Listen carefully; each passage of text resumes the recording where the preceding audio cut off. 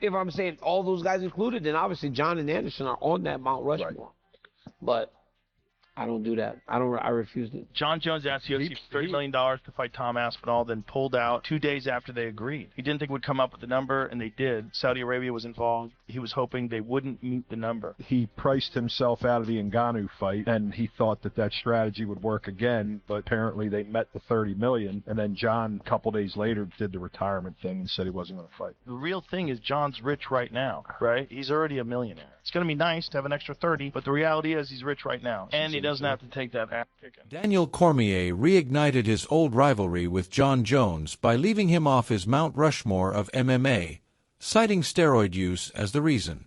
While Cormier acknowledges Jones as one of the greatest fighters of all time, he believes the repeated controversies surrounding performance-enhancing drugs have permanently tainted his legacy. No, he's by far the most talented person that we've had in mixed martial arts. In terms of his length, his skills, his mind, he's the most talented guy we've ever had. Daniel Cormier revealed his personal Mount Rushmore of MMA, leaving out Jon Jones and Anderson Silva because of steroid controversies.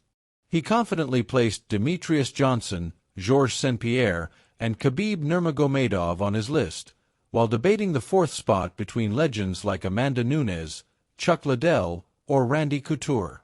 Although Cormier admitted that Jones and Silva had the achievements to warrant inclusion, he firmly refused to add them due to their failed drug tests. Your Mount Rushmore fighters. Demetrious Johnson. Okay. St-Pierre. Okay. Khabib was undefeated. Nobody beat him. Fourth, that's where it gets tough. Because you feel like you want to put, like, when we talk about just accomplishments, no one's more accomplished than Amanda Nunes. Right. Can I really put her on the Mount Rushmore of fighting? But George, Demetrious, Khabib, God, there's some good guys. Chuck Liddell was good, man. Chuck Liddell's kind of responsible for us being here. Randy Couture won 2 titles in his bracket. I think that fourth place would belong to one of those guys. I think somebody like that, because I would never put myself up there. Right. But I'm like right in that 4 to 7 range. Yeah. I thought you might put Anderson. Anderson had the steroid. Yeah. Right? Like, so I can't put Anderson. Like, I would like to put Anderson. If I'm saying all those guys included, then obviously Jon and Anderson are on that Mount Rushmore. Right. But I don't do that. I refused it. It's not in fighting. Jon Jones fired back by highlighting his long list of achievements, from winning championships in high school and junior college to becoming the youngest UFC champion ever. He said dismissing his entire career as the result of steroids was insulting, emphasizing that his natural talent, hard work, and sacrifices were what truly set him apart, making others feel insecure. High school state champ, junior college champ, youngest UFC champion, greatest in MMA history, a lifetime of victories and sacrifices, and this guy wants to write it all off as steroids? Honestly, it's insulting, but I can only laugh knowing it was my God-given abilities that made him feel so inferior, Jones said. He added that whenever Daniel Cormier tells a story, he always ends up being part of it, while also thanking Shannon Sharpe for the show invitation, joking that he was there in spirit even without being present. Meanwhile, Jones is eyeing a UFC return just weeks after announcing retirement, expressing interest in fighting at the White House card in 2026. However, UFC President Dana White quickly shut down the idea, explaining that the decision wasn't about titles but about protecting the moment, as the stakes were too high to risk anything going wrong with Jones in such a historic setting. Who knows who's going to be on the card, or what the main event will be, or who will hold all the titles, and everything could be completely different. So it's not even worth thinking about it right now. Jon Jones says he wants to be on there too, and he says he would fight whoever the champion is at that time. But would you be okay with him like coming back and potentially winning that belt again? And you might have to go through. Well, it's not even about him winning the belt. I mean, I thought about him. I can't risk putting him in big positions in a big spot and have something go wrong. Yeah, especially the White House card.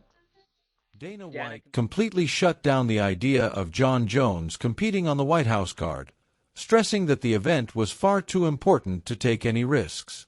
He bluntly questioned what Jones could possibly do to change his mind, saying the chances of him fighting on that stage were 1,000,000,000 to 1, even though fans were eager to see a potential showdown with Tom Aspinall. There's been so much speculation about the White House card. Is there anything that Jon could do where you could say, okay, I actually trust him to put him on that card? The White House just seems like such a huge opportunity. Let me ask you, what do you think Jon would do that would make me trust putting him on the White House card? I would not trust him, but I would like to see him fight Aspinall on that card. At this level at the White House, it just means the world to me. So I'm back. If I had to make odds, it's 1,000,000,000 to 1 that I put Jon Jones on the White House. Jon Jones responded to Dana White's lack of interest in adding him to the UFC's White House card by saying he was still training and remained hopeful. He admitted that the final decision ultimately rested with Dana, but felt motivated by the fact that the idea hadn't been ruled out completely. Calling the opportunity another inspiring goal, Jones acknowledged that not every dream comes true, but expressed confidence in his chances, reminding everyone that defying the odds is what made him Jon "Bones" Jones in the first place. Despite the odds, I'm still training and optimistic about the possibility of being part of the White House event. At the end of the day, Dana is the boss, and it's his call whether I compete that night or not. I do know Dana was really excited about the fight, and the door hasn't been completely closed. That's all a guy like me really needs. It sounds like another awesome goal to be inspired by. Sometimes in life, we're not going to reach everything we set out to do, and that's okay. But I like my chances. After all, 1 in a billion is exactly what it took to end up as Jon "Bones" Jones in the first place, Jones said. Meanwhile, Daniel Cormier shifted focus to the heated rivalry between Khabib Nurmagomedov and Conor McGregor, revealing that Khabib still refuses to mention McGregor by name, showing just how deep the animosity runs. He recalled how McGregor told Khabib, "It's just business," during their fight, only for Khabib to reject that notion and dominate him with a personal vendetta inside the cage. Cormier also criticized McGregor, claiming he chases attention more than competition, adding that McGregor has no real intention of making a comeback and simply aims to stay in the spotlight without fully committing to serious fights. Says he wants to fight all the time. And everybody they jump to it. But it's like, he wants to stay relevant. Right. He wants to stay in the news. He wants the notoriety of being Conor McGregor without having to be Conor McGregor. Right. And that kind of sucks because when he was the man, I bet you tapped in. I bet you tapped into the UFC more than ever. Because he could sell a fight. Daniel Cormier further revealed that Khabib Nurmagomedov once turned down a massive $40 million offer to return, insisting that if he refused that amount, he was never coming back.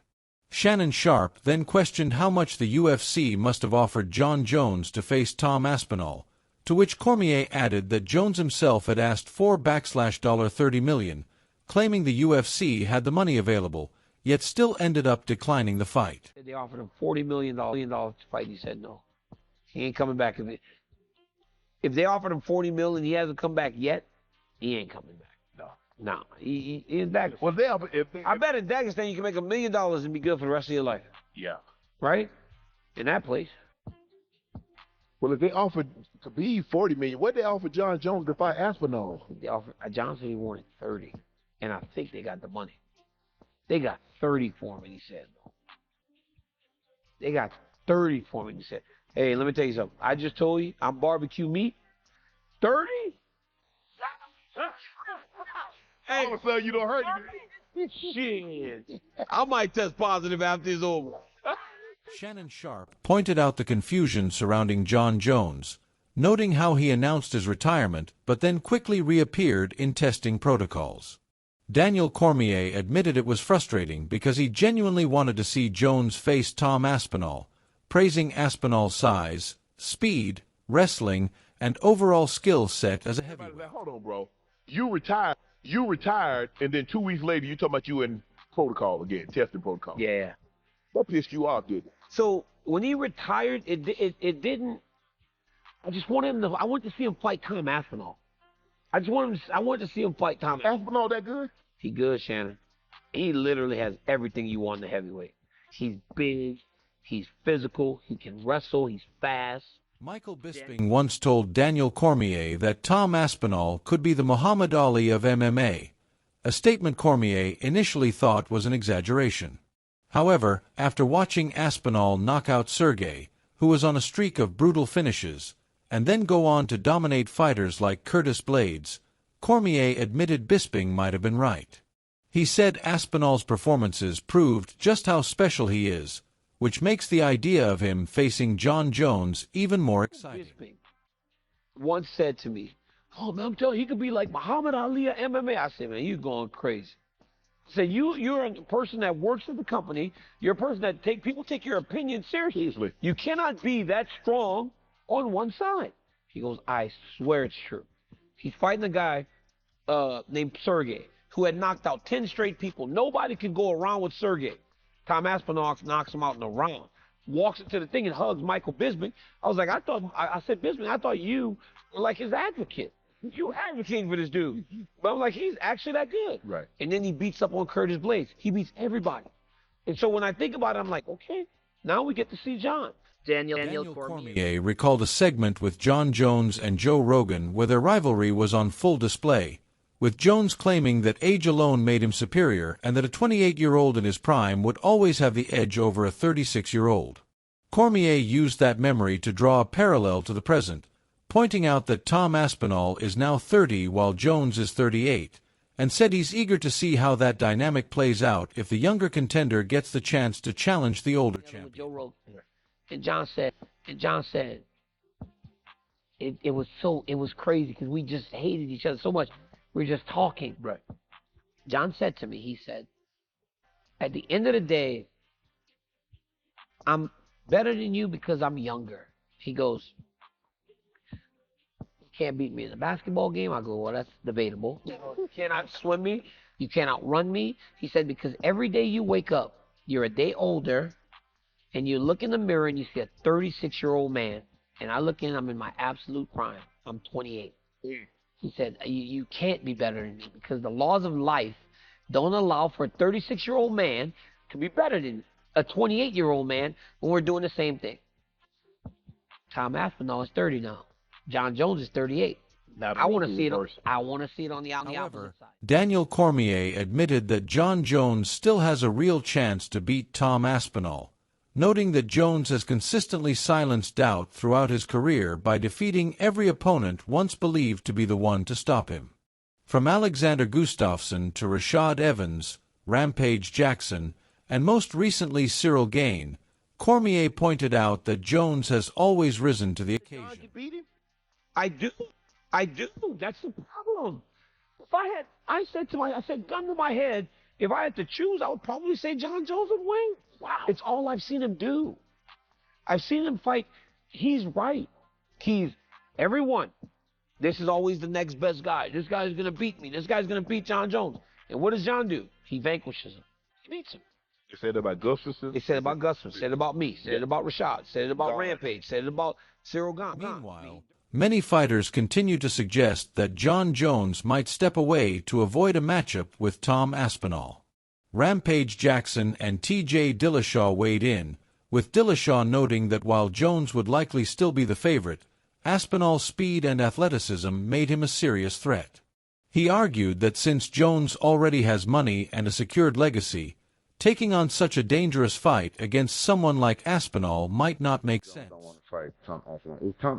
If Tom Aspinall that good with Jon Jones should be worth it. I think Jon Jones, me personally, nothing against Tom Aspinall. I think Jon Jones will walk through him. I personally think it's the toughest fight on hand for him.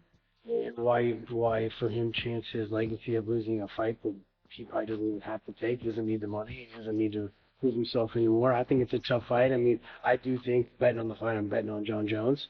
But I still think that Aspinall's got enough athleticism to close the distance. Right? Like Jon Jones wants his distance. He loves this. He's got this distance. And Aspinall's one of the heavyweights that he'd be fighting that can close the distance. However, Coach Eric Nixick, who has trained both Jon Jones and Tom Aspinall, confirmed that Aspinall is every bit as impressive as people claim. Drawing from his experience working with Francis Ngannou, He said he knows what true heavyweight talent looks like and placed Aspinall firmly in that category. I do. Yeah. I mean, you've been in there with Jon. I've trained with Aspinall. I've held pads for him. I've also, been around Francis a lot, and I understand what that heavyweight athlete looks like.